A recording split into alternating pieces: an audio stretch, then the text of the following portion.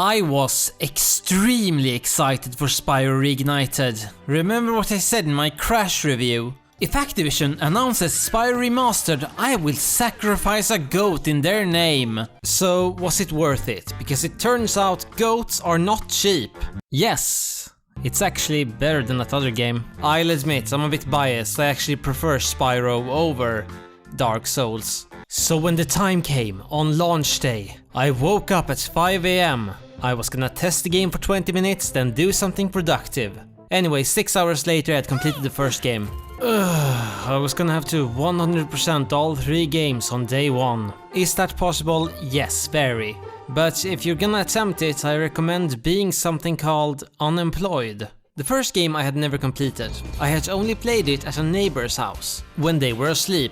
I would sneak in at night, play Spyro and steal his Pokemon cards. That's why it took longer than expected, because some of these dragons, well, let's just say I applaud the kids who managed to find them on their own. And if you were this smart as a kid, imagine how life could have turned out. Really messed up, didn't you? The only hard challenge is this flight challenge, that I'm guessing was designed by some grumpy Insomniac employee that hates children. And then he became the lead designer on the second game, Spyro 2 Gateway to Rage. I started the second game around lunchtime. Completing all 3 games on day 1 is the most important challenge of my life.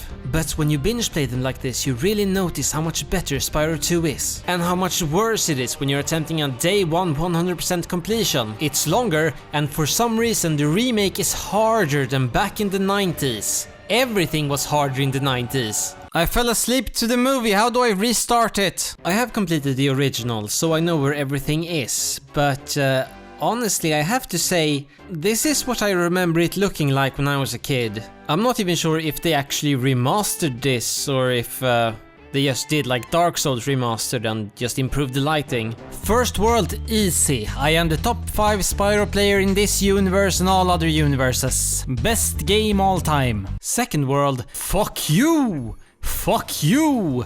This game is bad! Worst game in the multiverse. After experiencing exactly what a World War I veteran went through, I made it to the second boss, who I've never had any problems with. He is destroying me.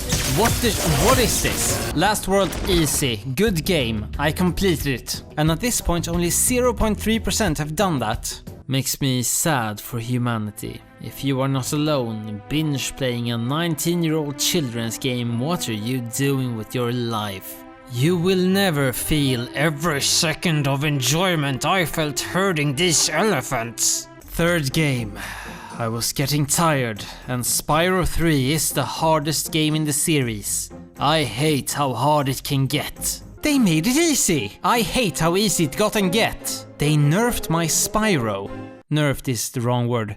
Castrated. Activision castrated my purple dragon. That's a sentence I hope I get to use again. I remember getting this game for Christmas, waking up the next morning, and raging uncontrollably. You don't mess with a man's rage fuel. First world, not a problem. Done it so many times I could probably do it with my eyes closed, without a controller. Second world, easy. Not even worth mentioning how easy it was. That's how easy it was. But the third world.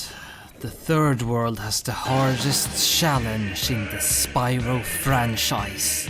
This one boss can make me rage quit this entire challenge. I was considering to take performance enhancing drugs to beat him, but they fixed it. Come on! Have you never heard the saying, don't fix what isn't broken? But now there was nothing stopping me from getting 100%. And achieving something way more impressive than an Olympic medal. Third world.